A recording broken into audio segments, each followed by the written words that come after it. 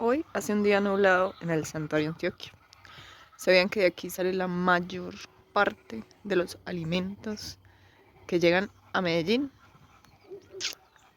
No sé si lo sabían, pero hoy vamos a hablar de maestros gestores de nuevos caminos, Paulo Freire.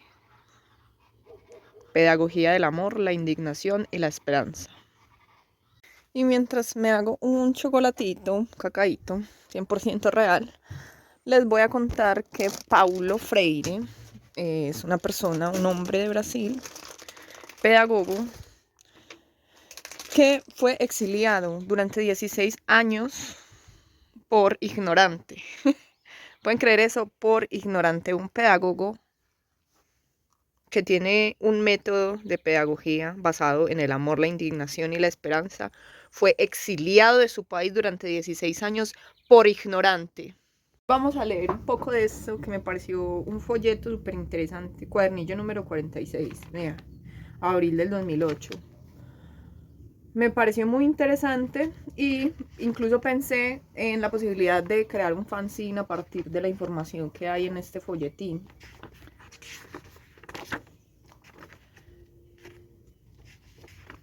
Tomar la palabra es asumir la realidad.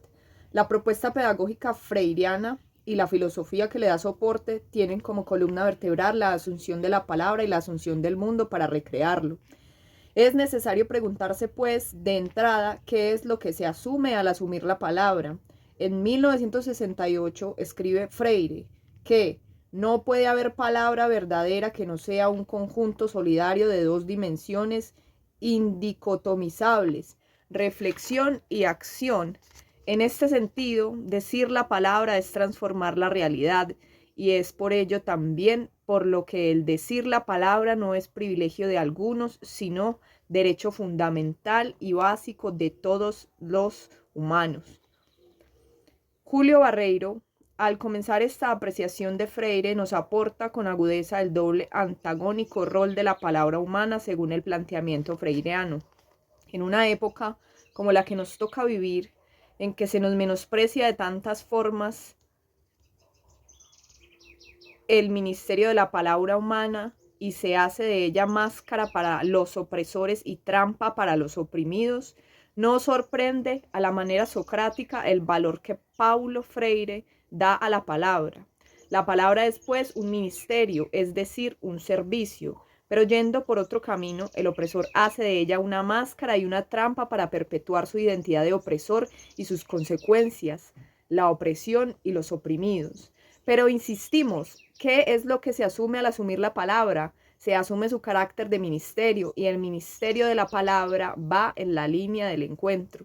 En efecto, la palabra es un encuentro consigo mismo, es un encuentro con el otro y con la otra, es un encuentro con lo otro, es decir, el mundo, la historia, la realidad. El ministerio de la palabra es en suma un encuentro con la realidad y todo cuanto la conforma. En esa realidad estoy yo con otros y con otras, con el mundo y con la historia, pero ese encuentro no es un encuentro mudo, pasivo o estático. Es al contrario un encuentro que cuestiona la realidad, que la interroga, y es un encuentro que actúa sobre la realidad, que la pone en movimiento de transformar. Se me regó el chocolate.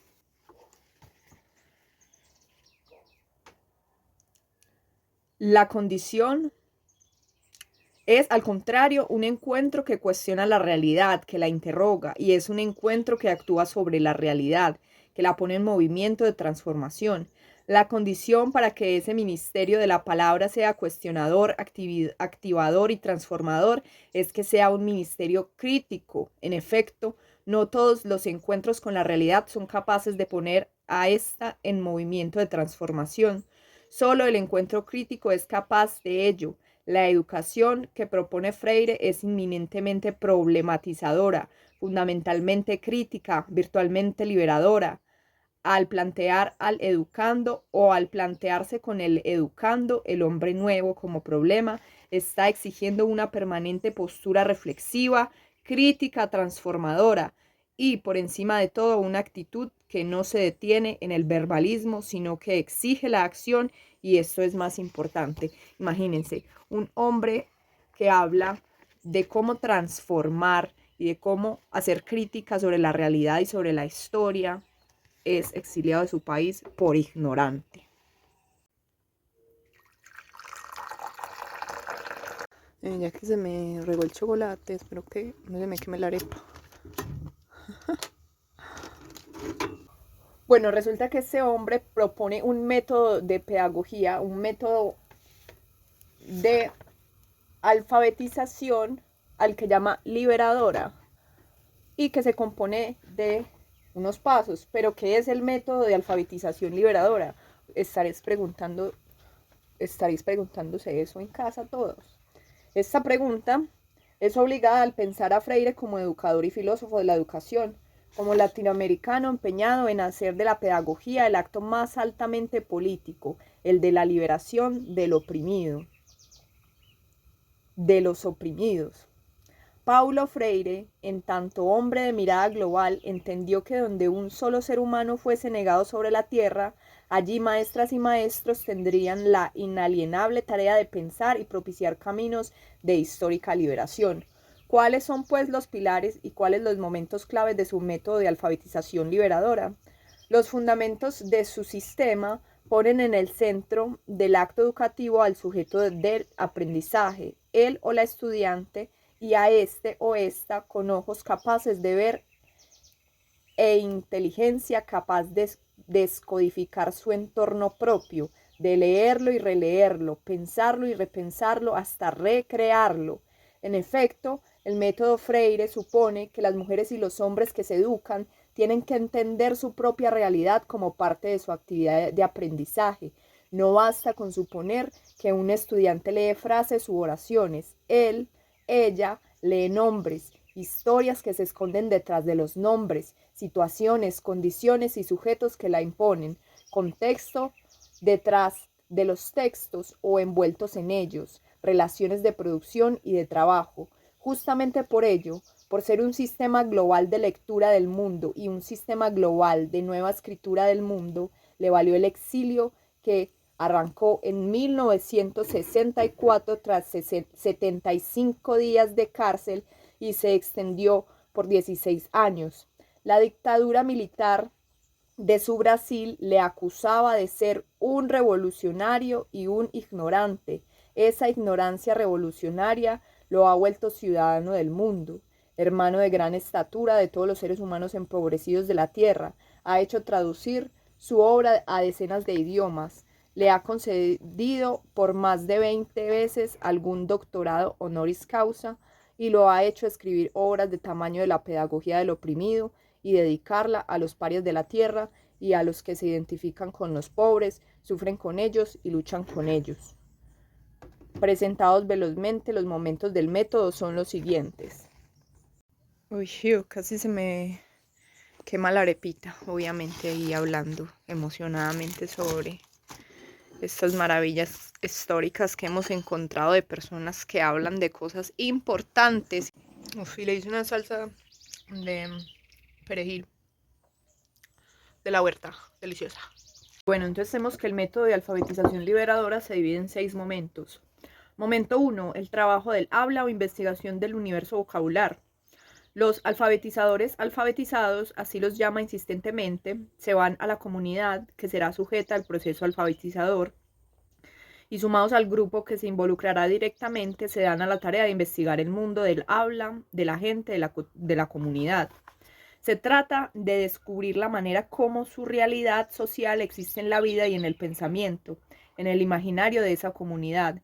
Ese descubrimiento colectivo de la vida a través del habla y del mundo, a través de la palabra, además de servir para inventariar materiales útiles para la alfabetización, palabras, frases, datos, dibujos, fotos, ha de servir también para crear un momento común de descubrimientos, es decir, momento coparticipado entre las partes que hacen el trabajo de la alfabetización.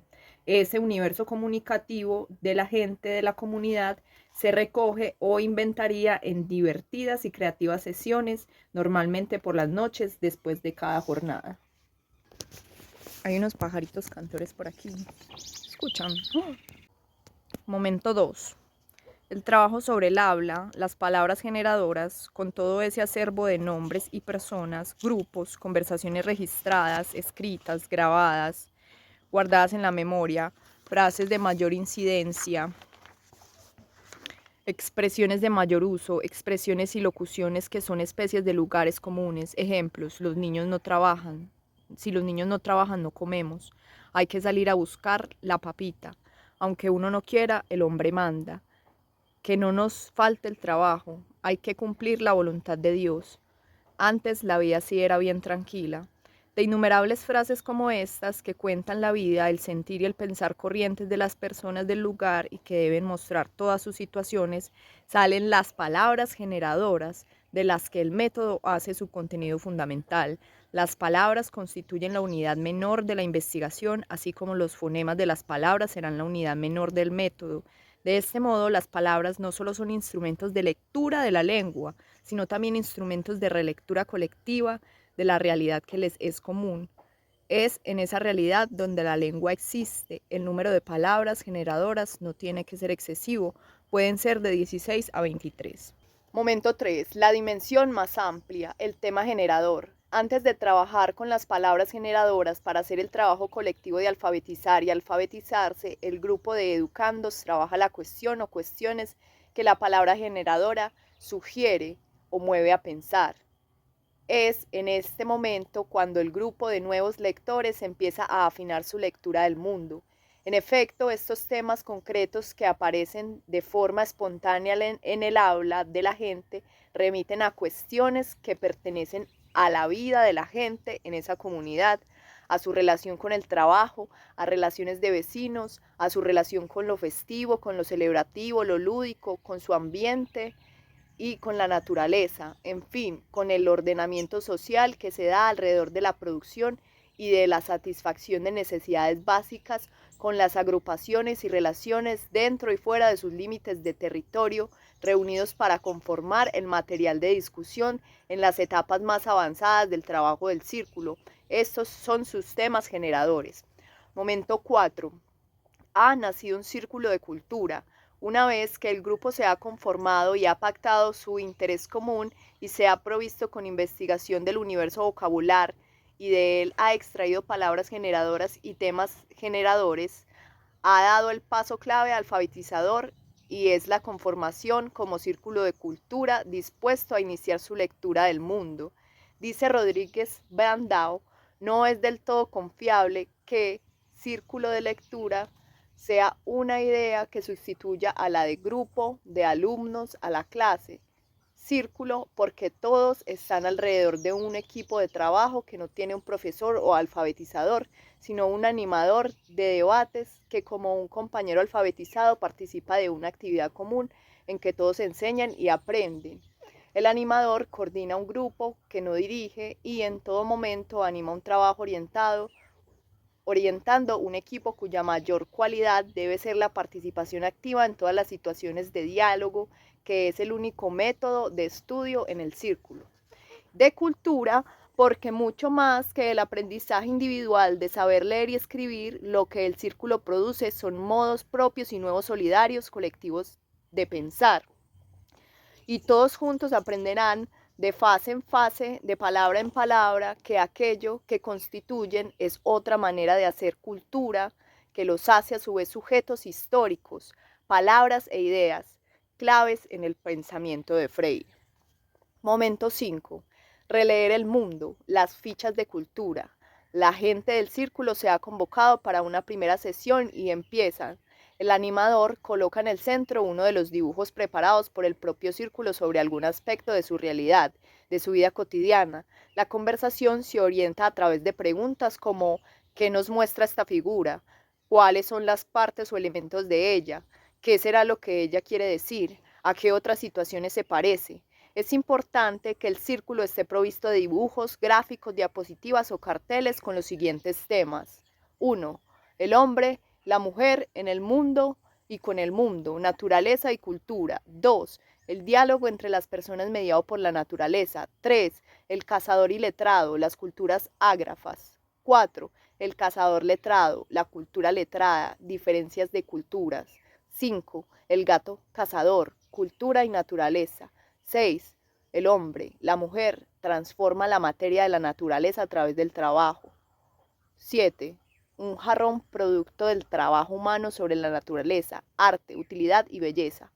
8. Una poesía, la cultura espiritual. 9. Patrones de comportamiento de humanos y entre humanos, un círculo de cultura funcionando, síntesis de la discusión, de las discusiones anteriores. Dice Freire, a través del debate de esta situación en que se discute el hombre como un ser de relaciones, se llega a la discusión entre los dos mundos, el de la naturaleza y el de la cultura. Se percibe la situación normal del hombre y la mujer como un ser en el mundo y con el mundo, como un creador y recreador que a través del trabajo va modificando la realidad, con preguntas simples tales: ¿quién hizo el pozo? ¿Por qué lo hizo? ¿Cómo lo hizo? ¿Cuándo? Que se van repitiendo con respecto a los demás elementos de la situación. Emergen dos conceptos básicos, el de necesidad y el de trabajo, y la cultura se explicita en su primer nivel, el de subsistencia. El hombre hizo el pozo porque tuvo necesidad de agua, y lo hizo en la medida en que, relacionándose con el mundo, hizo de él objeto de su conocimiento, sometiéndolo por el trabajo a un proceso de transformación. Así hizo la casa, su ropa, sus instrumentos de trabajo. A partir de ahí se discute con el grupo, en términos evidentemente simples pero críticamente objetivos, las relaciones entre los humanos, que no pueden ser de dominación ni de transformación como las anteriores, sino de sujetos. La educación como práctica de la libertad. Y para terminar, que este video no se me haga muy largo, momento 6. Releer el aula con las palabras generadoras. Hecha la relectura del mundo con las fichas culturales, se va a trabajar con las palabras generadoras, cada una de las cuales tiene su dibujo. A partir de la palabra generadora que se trabaja, se podrá sugerir de un modo muy natural un debate respecto a lo que se está observando. Ejemplo, la palabra generadora, salario. Ideas para la discusión: la valoración del trabajo y el pago, finalidad del salario, mantenimiento del trabajo y de su familia, el horario del trabajo según la ley, el salario mínimo y el salario justo, descanso semanal, vacaciones, festivos.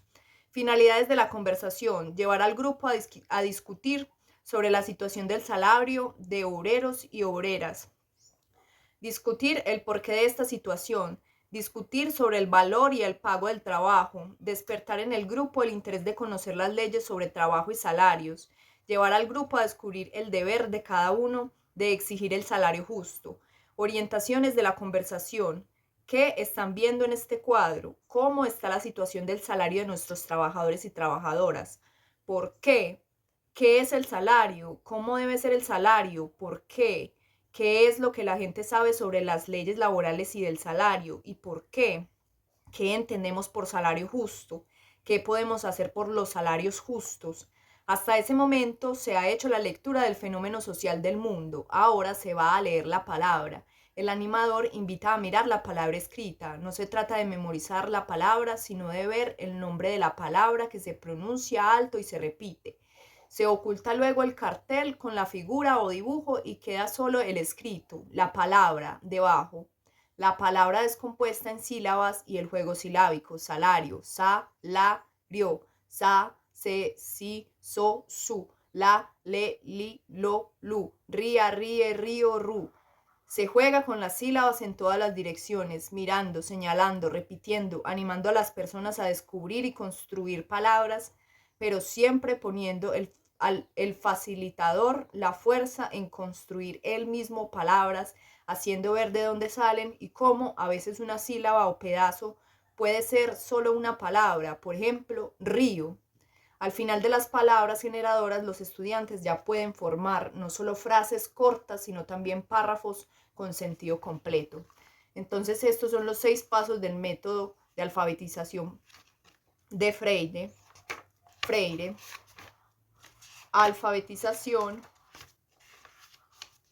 liberadora. Alfabetización liberadora. ¿Cómo enseñar a leer y escribir? Por medio de las palabras que se usan en la cotidianidad en una comunidad. Qué interesante.